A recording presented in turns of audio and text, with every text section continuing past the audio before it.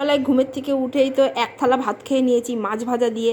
তারপরে দেখো আবার চলে আসলাম, আলু কাটলাম, কেটে এখন ধুয়ে নিয়েছি। তারপরে আদা ছুলে রেখেছি, কাঁচা লঙ্কা আর কি এখন ধুয়ে নিয়েছি। এগুলো এখন বাটাবটি করে ঘষাঘষি করতে হবে। কেন বলো তো, এতগুলো ভাত খেয়েছি না মাছ দিয়ে, তো শক্তি ভরপুর হয়ে গেছে। আর এইদিকে দেখো আদা কাঁচা লঙ্কা তারপর ঘষাঘষি করে একদম শক্তিগুলো দিয়ে একেবারে বেটে বুটে নিয়েছি। তারপরে দেখো খুব জল পিপাসা লেগে গেছে, তাড়াতাড়ি করে এখন এক গ্লাস জল খেয়ে নিচ্ছি ঢক ঢক করে। কেন বলো তো, জল তেষ্টা পেয়ে গেছে, এত গরম লাগছে, তারপরে মেঘলা ওয়েদার। আবার এইদিকে দেখো লাইট জ্বালিয়ে কিন্তু কাজ করছি ঘরের মধ্যে। এই দেখো, তোমরা আবার ভাবছো যে লাইট জ্বালিয়েছে কেন, ওই মেয়েটা কি পাগল হয়ে গেছে সকালবেলায়, কিন্তু কিছু করার নেই, অন্ধকার হয়ে গেছে ঘর। তারপরে দেখো মেঘলার জন্য ঘর কিন্তু পুরো অন্ধকার। তারপরে দেখো তেল গরম করে মশলা একেবারে দিয়ে দিয়েছি, তার মধ্যে জিরের গুঁড়ো, লঙ্কার গুঁড়ো, তারপরে ধনের গুঁড়ো সব দিয়ে দিয়েছি।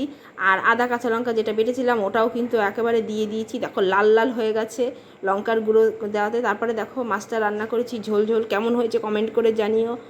আর কিচ্ছু রান্না করিনি, শুধু মাছের ঝোল আর ভাত। কেমন হয়েছে কমেন্ট করে তোমরা কিন্তু অবশ্যই জানিও। তারপরে এখন আবার তোমাদের দাদাভাই ফোন করলো, এখন আবার মেয়েকে আনতে যেতে হবে বৃষ্টির মধ্যে ভিজে ভিজে।